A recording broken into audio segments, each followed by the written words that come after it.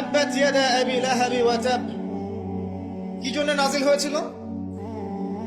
নবী সাল্লাল্লাহু আলাইহি ওয়াসাল্লাম যখন সবাইকে সমবেত করে বলেছিলেন যে আমি যদি বলি তোমাদেরকে এই পাহাড়ের পিছনে শত্রু দল অপেক্ষা করছে, তোমরা কি আমার কথা বিশ্বাস করবে?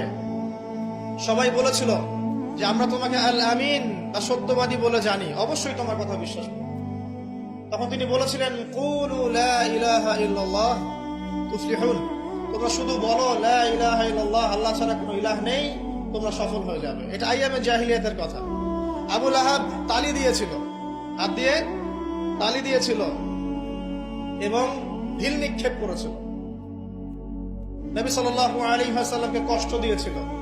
আল্লাহ পাক সূরা নাজিল করেছেন তাব্বাত ইয়াদা আবি লাহাবি ওয়া তাব, ধ্বংস হোক আবু লাহাবের দুই হাত এবং সে নিজেও ধ্বংস হোক।